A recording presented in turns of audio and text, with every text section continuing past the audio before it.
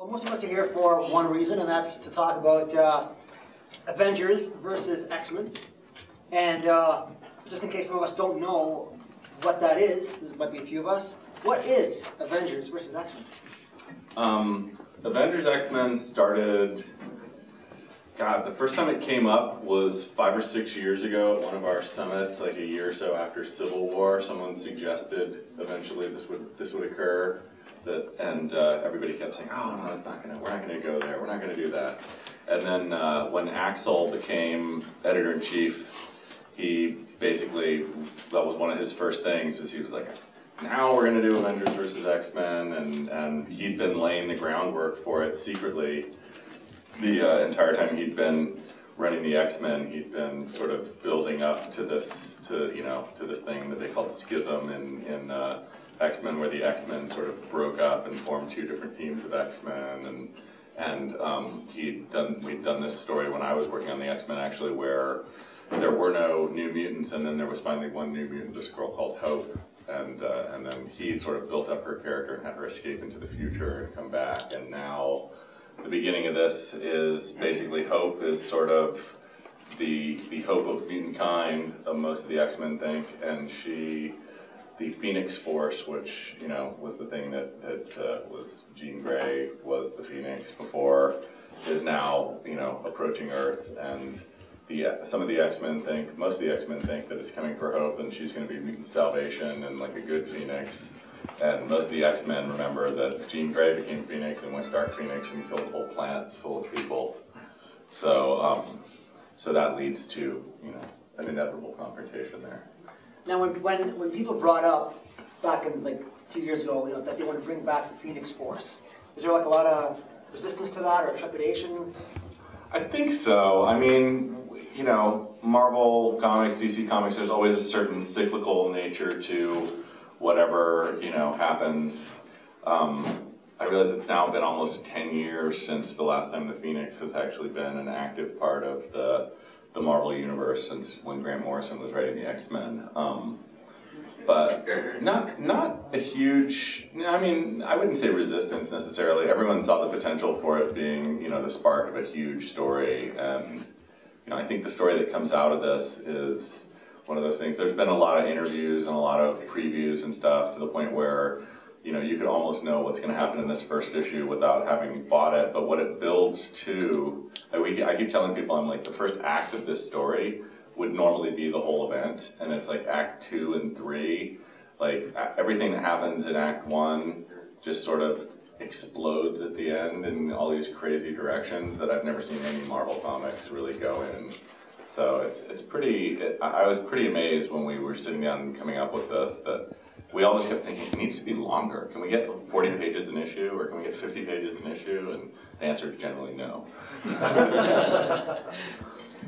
Now there's like 6 writers working on this. 5. Yeah. Okay.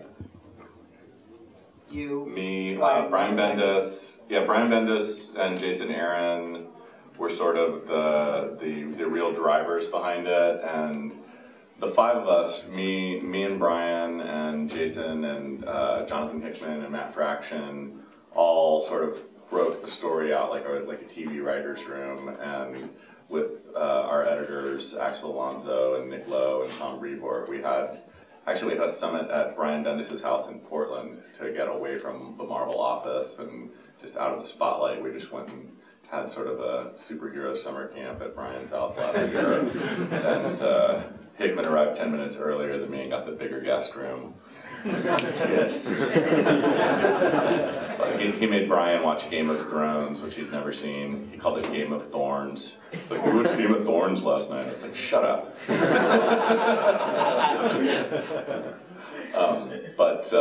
But yeah, we broke the whole story together and argued it out and fought about stuff, and it's one of those things too where after we were done breaking it, we kept re-breaking it, and long after that, when we thought we had the whole thing locked, we'd keep coming up with other ideas and shooting it in different directions, and it really was a strange process that I imagine a lot of TV rooms probably end up that way about halfway through a season, where they're like, we've been planning to do this. What if we do this? Like, there's a lot of sort of spontaneity and craziness that went on after we'd already gotten 5 or 6 issues into this thing. That's probably what happened to Lost a couple of times.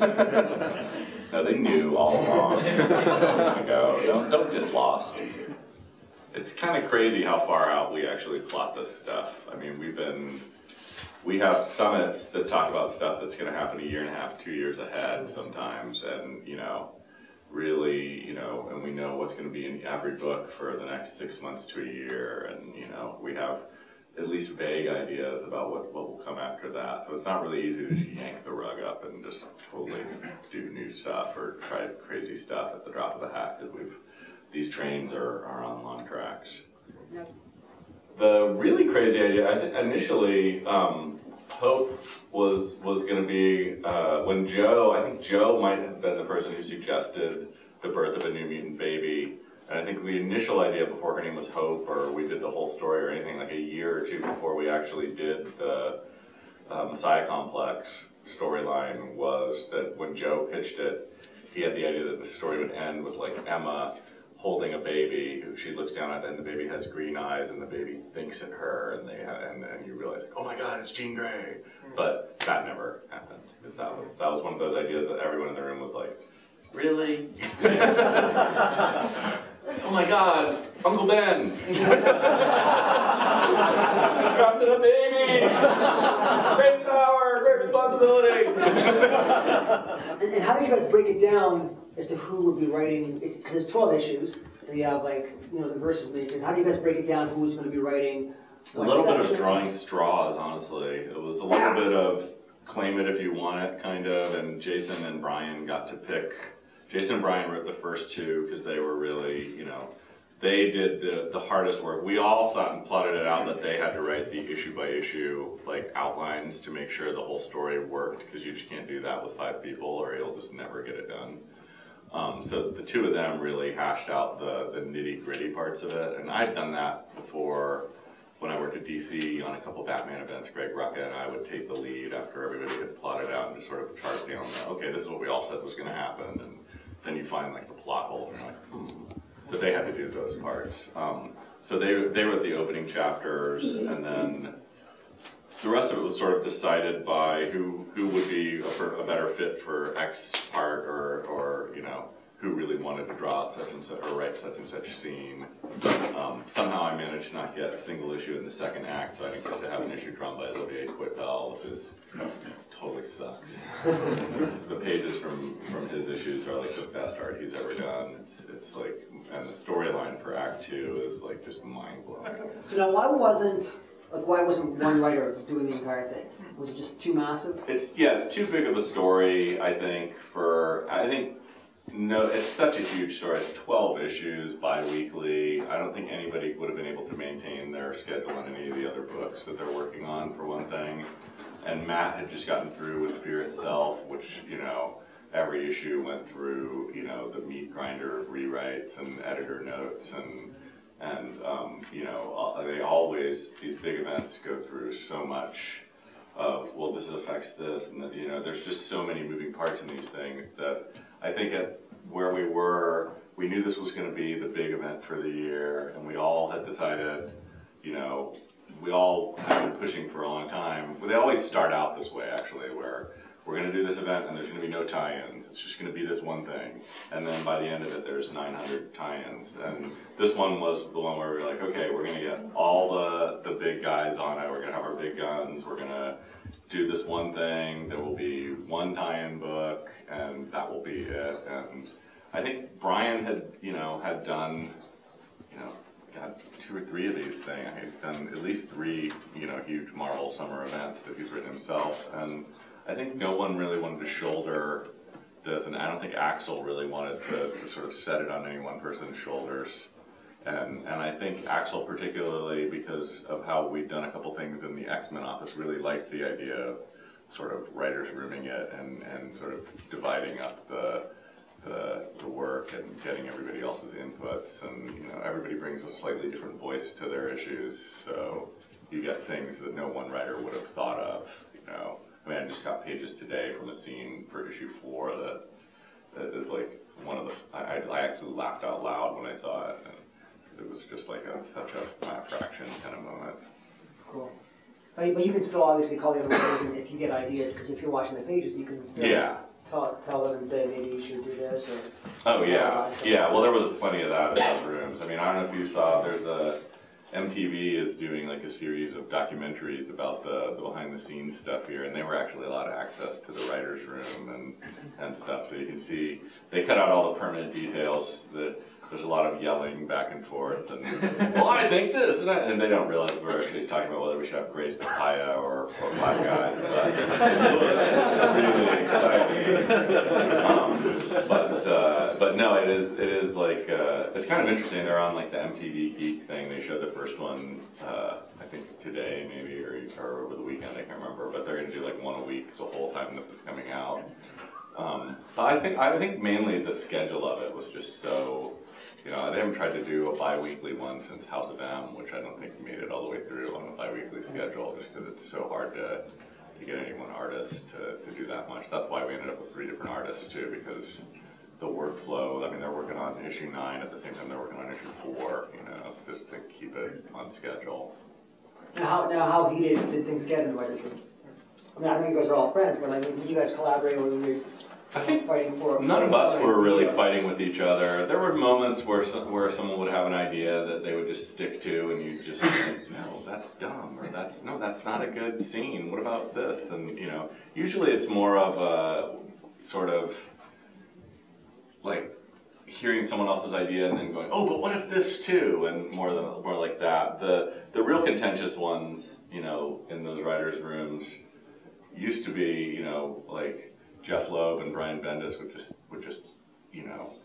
sort of poke each other, and to the point where they were yelling at each other about like their theory of superheroes, which was always really amusing for everybody else. The funniest things that ever happened in the writers' room are when the topic of the rules of magic in the Marvel Universe come up, and then you can pretty much just put on your sunglasses and just nod. It goes on for like 7 hours, and it's just like, oh, it's nap time. That will bring out the very pedantic nature of comic book nerds. Is there like an encyclopedia that people reference to all the time? No, we have Tom Brevoort. We don't need an encyclopedia. We call him the T-Vort. It's like if you have Mark Waid in the room, you can get any comic trivia answered.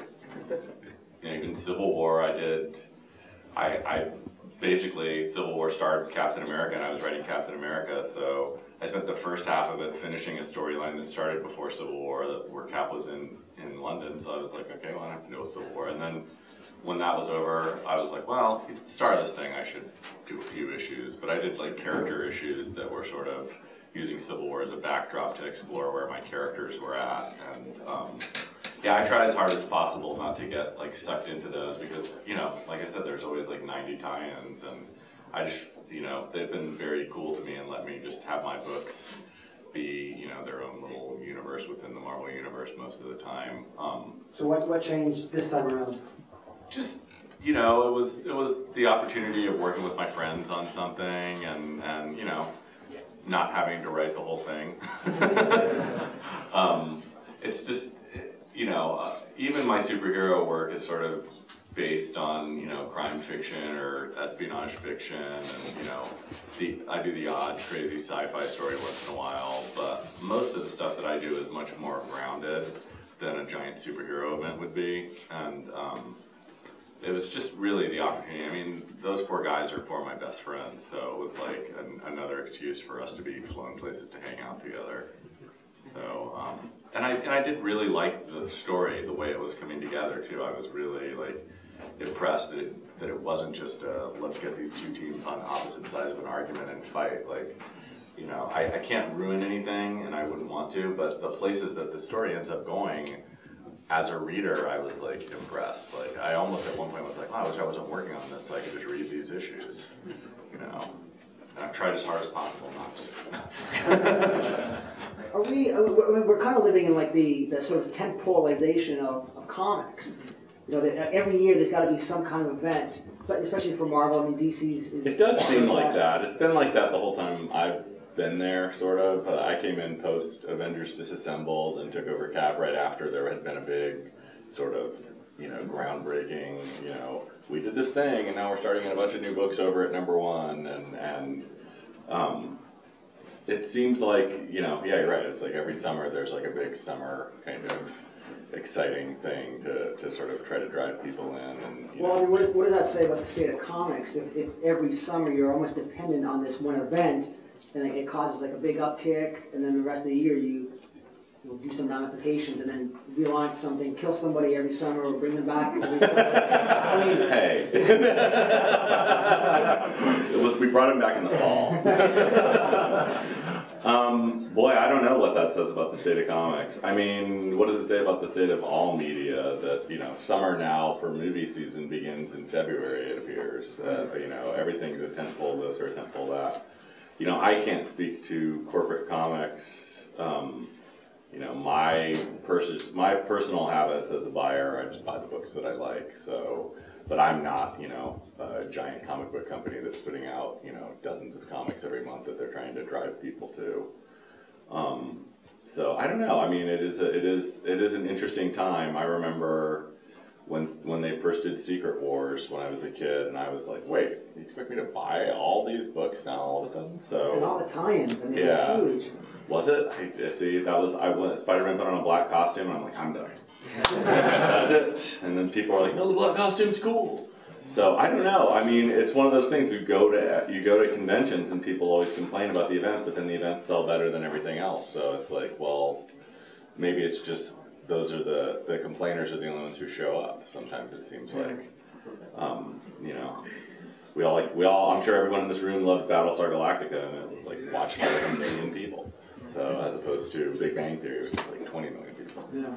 But it's just it is a weird place. I mean, I wish that it was more just people would just buy the books that they loved, and all the comic books would sell better. But they like to do this too. I think that both big companies like to do this to sort of try to rally people to the universe in a way, and sort of show that the continuity matters. As opposed to like my books, where it's just like, oh, I'm just reading Captain America, I'm just reading The Winter Soldier. Like, people like, the companies like to remind the fans that all the books are interrelated. We kept Captain America dead for a long time. Yeah. That was like, there were even debates about whether we would bring him back. When I originally was only going to kill him for 6 months, it was only going to be 6 months, and it was just so successful. They kept saying, we got more story, just keep it going. And then it was like suddenly a year later, and Jeff Loeb was like, someone should put on a Captain America outfit. And I was like, I guess Bucky could become the new Captain America. And then it became like, that was a huge thing. But yeah, no, the media should, well, not just the media, but people get really angry when it happens too, like fans. And I always think like, well, Gwen Stacy's still dead. You never know. I think Banshee's still dead. That's one I killed. It's just staying dead. Hey, I know how it feels. I created a character that got killed in the last X-Men movie whose superpower was to not be able to die.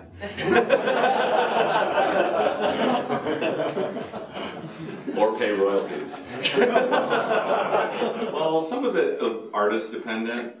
Like with Steve Epting, I had an artist who basically wanted to draw exactly the same kind of stuff that I wanted to do when I started, which was this sort of real Jim Steranko-y kind of spy comic stuff. But when we started the new series over last summer, coincidentally at the same time the movie was coming out, I wanted to, I had read the scripts for the movie and I knew where the movie was ending. I wanted to make sure that I did a book that sort of followed what I'd been doing before, but was different because of who the artist was going to be. I had Steve McNiven, and I didn't want to just have Steve McNiven drawing a bunch of people standing in shadowed rooms talking. And you got a guy, like that. You give him, Cap fighting a giant robot version of Cap and destroying half of Manhattan. But I wanted people who came out of that movie to have like a first issue of Captain America that would make sense to them. So that was why it began with them at like Peggy Carter's funeral, because she was like in the movie, and I'd been using her in the comic the whole time because I'm like a lifelong Captain America reader, so I pretty much know all the continuity. But really it was also I'd done a lot of that stuff, and I knew we had a Winter Soldier series starting not too long ago. We were going to be heavy into that sort of flow too, so I wanted to sort of scratch a different itch, and I had some crazy ideas that had been sitting in my notebooks for years about you know, these weird old Marvel characters like Jimmy Jupiter, and figured ways you could do that in sort of more bombastic superhero-y kind of fashion. But a lot of it has to do with the artists that you work with too. And I talked to Alan Davis. We had to talk him into drawing Captain America because he'd read some of my issues and just thought he wasn't the right fit for the book. He likes to draw, big fight scenes and characters in classic costumes and stuff. And so that was one of the reasons Hawkeye was in there. I loved Hawkeye, and I thought Hawkeye had the coolest costume, and I figured, Alan Davis likes to draw old classic costumes. We could put Hawkeye in there, and then first issue pages came in, and I'm like, what's Hawkeye wearing? It's like, this is the new Hawkeye costume. And I'm like, all right, we'll write him out. Like, he doesn't have that weird mask thing. I'm sorry, Alan. But I always loved using the Falcon. The only reason I didn't use the Falcon when I initially started the book was that there was another series called Captain America and the Falcon, and I didn't want to tread on their toes. But I secretly prayed every night that it would get canceled, so thank God. I didn't cry, don't pray. I just called Joe Quesada, I'm like, seriously, come on. I didn't do that. But the minute that I had clearance to the Falcon, he was like showing up the end of the next issue. So, I love that, all those classic Cap characters. And I had, I have a lot of different sort of Cap itches to scratch, sort of, and I've done a lot of different stuff. I mean, the next storyline I'm doing is sort of a little bit of a nod to like the Gruenwald era of Captain America. So I'm bringing in some characters that I've never actually used in the book yet, and so it's just really kind of artist dependent, and also kind of like, okay, well, what haven't I done yet? I mean, what's your take on digital comics and the digital future? Is that something that can? Well, I think it's it's obviously there's a certain inevitability to digital. I think that what I've been seeing is a lot of people who are really pro-digital, who are generally the kind of people who pirate comics, are really like, get off your, get over print, it's dead. And it's like, well, print comics are selling really good right now, and digital comic sales are going up.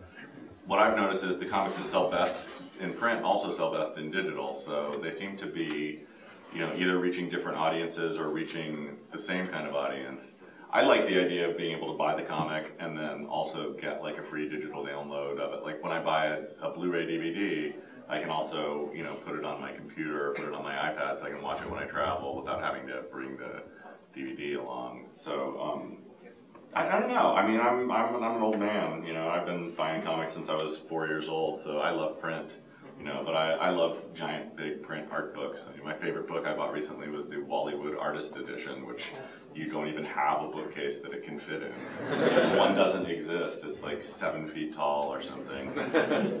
So, I don't know. I think what Marvel's trying to do here is a cool way to add extra content for what they're already paying for, basically. And I know that I guess they're going to be doing the free digital copies with all the $3.99 books from now on, so you don't have to pick one or the other. You can have both. I mean, we are sort of a speed obsessed culture now at this point, and I think it's kind of a bad thing. Like, I realized recently I spend more time looking at Twitter every day than I do reading novels, and I used to read a book every week, and now I'm lucky if I read a book every month, and I think the internet sort of sucks time away from us in this sort of Philip K. Dickian way. I'm pro people reading in any fashion, and if people want to read digital comics, I read a lot of web comics, on my iPad or on my computer. So I'm pro a lot of that. I think the potential of digital comics to me is that, it's just like when comics were everywhere when we were kids. But currently, the way the digital system is set up, you still have to know you want comics. It's like I didn't know I wanted comics when I was at the supermarket checkout stand and I saw an Archie Digest when I was 4 years old. I was like, hey, comics. Yeah. So, like, currently, you still have to sort of know you want that and seek it out. You have to go to, like, a special app. So I think the digital thing will change more when it's more where you just go to buy everything digitally. So, it's an interesting time. I mean, we'll see. It's certainly, you know, it's picking up more and more, but I don't really see it hurting print sales. Like, I think maybe it has in book publishing a little bit, but it's hard to say. You know, my friends who have best-selling novels are still selling really great numbers in print. You know, and they're selling great numbers in digital, and they're still doing really good in paperback. So, you know, the people who I know who aren't best-selling novelists are, you know, there's always a million reasons to complain why your book isn't selling. You know, it's great to blame digital piracy. You know, people are just stealing it. It's like, well, maybe they, you know, who knows why. I just sort of, you know, have always written the same way I wrote for myself when I was my own. When I was drawing my own scripts, I would always write like one dash and then describe what's gonna happen in the panel, and then what all just so I could remember what to draw when I got to it. So it's always been really organic for me because I grew up writing and drawing my own comics. But yeah, I do, you know, panel by panel, and you know, really break down those moments. You know, and there's always the understanding with the artist that if they want to take a panel and break it into two, that's okay. You know, if they want to take a panel and two panels and turn them into one, that's not okay. But yeah, I don't think anybody really writes Marvel style anymore. I've never even tried it. I think Fraction was doing it on Defenders actually, just as an experiment to see if he could do it and see if it would change the way the ideas were formed. Like once you saw what was drawn. Is there any chance at all that you'll get involved in writing any of the Marvel movies, and in particular, would you like to write a Captain America film that adapts the Winter Soldier story? Are you offering? Yeah, I don't know. I mean, I know the guys at Marvel. I know the guys who wrote the Captain America movie, and you know, I don't know. It's not particularly something I've really wanted to pursue or tried to. You know, they certainly haven't offered. But I would probably rather write an Iron Fist movie if I was going to write a Marvel movie, just because I'd rather write a Kung Fu movie. That'd be awesome. Like big, crazy Kung Fu. I actually have written more issues of Cap where Bucky was Cap than I have with Steve, because you know, he died in issue 25, and you know, I did like another 40 issues after that or something. So it was weird when I brought him back. I immediately was like, well, he should become Cap again. I've barely written any issues with him as Cap, and then I was like, but I still have so much more to do with Bucky in the uniform before him. I always knew that, you know, while he was Captain America, it was going to come out that he was the Winter Soldier, and then he'd get sent back to Russia, and you know, this would all tee up him having his own book eventually. So, but you know, Bucky was one of those characters. This is the truth behind. Oh, don't worry about it. You can take your call. We'll wait. Bucky was like, when I was a little kid, you know, when you started reading comics as a little kid, you're attracted to all the sidekick characters. That's why they had them, you know. So little kids would be like, "Oh, I could meet Captain America and hang out with him." And you can't. You would get killed the minute you threw that shield. But the real reason I wanted to bring Bucky back always was when I was a little kid. I had like the early issues of Captain America, which started at issue 100, the Marvel ones, because I didn't know, but it had been Tales of Suspense, and then it became Captain America at issue 100.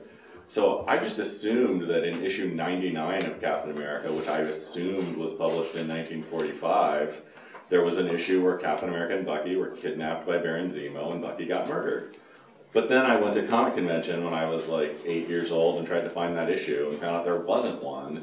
And that in fact, there was never any storyline like that at all. And this was a retcon that Stan Lee had done when Jack Kirby wanted to bring Captain America back and Stan didn't want to bring Bucky back because he didn't like teen sidekicks. So he said, well, let's do a story that says this happened. And there had been Captain America and Bucky comics published into the early 50s. And I was like, no! Like, I had the issue where Uncle Ben died, I had Gwen Stacy's death, those things happened in the continuity, and I was like, well then it doesn't count, I'm bringing him back someday. And then when I got that phone call from Joe Quesada offering me Captain America, that was the first thing out of my mouth. I was like, well, can I bring Bucky back? Really, Iron Fist was the one thing I always wanted. Iron Fist and Cap were really my books as a kid, you know, and there weren't a lot of Iron Fists. I read them over and over again for that crazy John Byrne, you know, I never did any research about what Kung Fu looks like art. But I dug it, you know, and you know, I don't know why he was wearing ballet slippers instead of Kung Fu shoes. But that was one of those ones where I was just like, Iron Fist is such a cool character. I never even really liked the Power Man in Iron Fist book because it just didn't have enough Iron Fist in it, and they went to Kunlun and there were all these, they explained everything, and it was like, don't explain it, you're ruining it. So that was one of the things when I walked in the door, I was like, well, when I have a chance, I want to take Iron Fist and try to make it cool. Iron Fist, really. We beat John Byrne and Chris Claremont by 1 issue. That was my goal. If we could get at least 1 more issue than them, I would be like, in your face. Guys from the 70s. You think I'm a jerk. But really, that was it, you know, and I liked, I did a thing called the Books of Doom, which I think went out of print before it even came out practically. That was one of my favorite things that I ever did there, which was like the origin story of Dr. Doom from the time he's a little kid up until he actually takes over Latveria. That was, you know, I got called and asked if I wanted to do a giant, like, Russian novel version of Dr. Doom's life, and I was like, yeah, cool. Does he have to fight anybody? Oh, well, like everybody, okay. But yeah, I mean, that was a lot of fun, and you know, I've been pretty lucky with the projects I've gotten. You know, I've taken some projects that I wish I didn't do. You know, as our comedian pointed out, the Secret Avengers, it's impossible to keep them secret at all. So, you know, I probably have I've scratched most of the Marvel itches I've wanted to. I don't think there's a book that I've been dying to do that I didn't get to do. Yeah. Well, that was, I couldn't use Bullseye, and I needed a Bullseye, and then I was watching Lady Snowblood. And I had this crazy idea of this character, and she fit with the storyline, and I just said, well, what if I just create Lady Bullseye then? And then I came up with her origin story, which was, you know, a pretty horrific origin. And I just really liked the idea of, you know, I like creating more women characters and, you know, badass women, and, you know, got Marko Durkovic to design this really cool costume. So sometimes, you know, you make lemonade. And sometimes you get the X-Men. And I always do this. They always ask me, what comic are you not writing that you wish you could write? And everyone goes down the list. And every time it gets to me, I look over at Dan and I'm like, Spider-Man. And then he gets really worried. Also, have a drink, Dan. Yeah, my favorite comic coming out right now is probably Lock and Key. Actually, that's I love that book. I'm bummed that that's coming to an end in like 9 or 10 issues. But yeah, I read a lot of I read most of my friends' books. I'm a huge Casanova fan. I like Powers a lot. I read, you know, Avengers and Iron Man, and Scott Snyder's Batman is really good, and Swamp Thing. I read a lot of comics, actually. It's just appalling how many comics I bring home. I should switch to digital. I don't know that they check with us. They're creating their own continuity, sort of. I know that they're very into, you know, the good Marvel comics. I talked to those guys and the director, and was basically told, if not for my comics, Bucky wouldn't have even been in that movie. So, you know, they're really up on the comics. And I think that's one of the things that the Marvel studio gets really right, is that Kevin Feige is very, you know, on top of what Marvel's comics actually are. So the movies that come out feel like the great things about the comics, actually, and they're not like, you know, they don't just have the name of the comic and like totally different costume or totally different origin, or, you know, and they'll, you know, I mean, look at, you know, the Fantastic Four movie and compare it to, you know, Captain America, you know, like, there's just, like, Dr. Doom's origin is completely wrong in the Fantastic Four movie. It's just one of those things that, like, your own core audience that you're going after will completely object to what you've just done kind of moments, and you don't get those in the Marvel movies.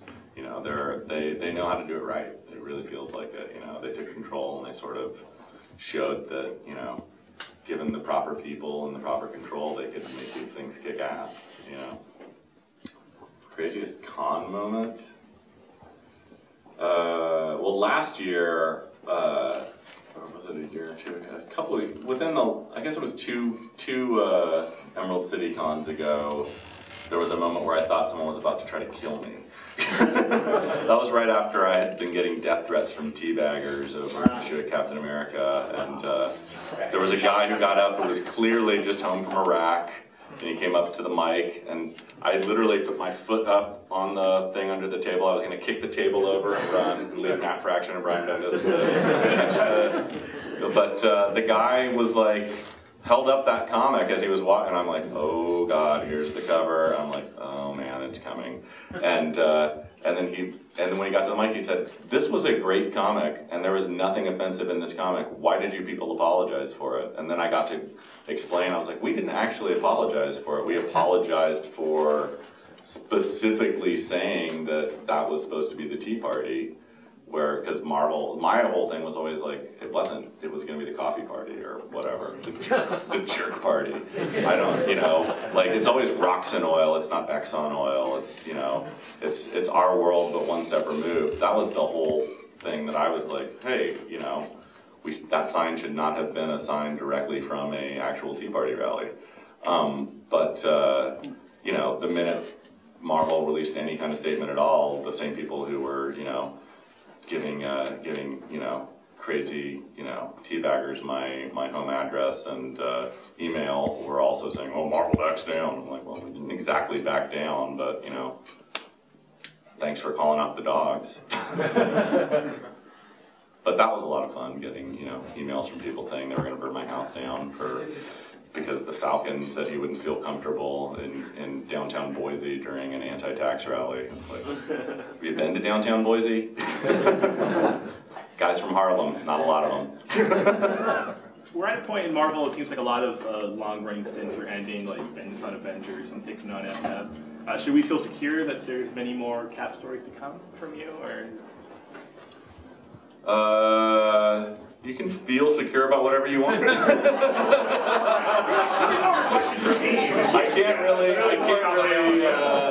can't break the news. I can't break news. There's a lot of big things coming up at Marvel.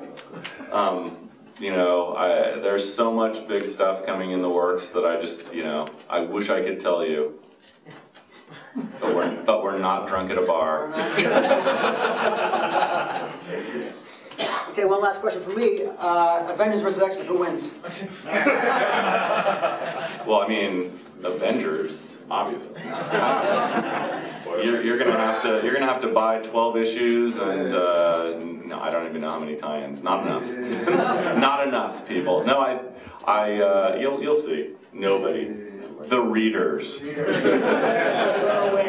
Comic book stores. Okay, thank you all. And,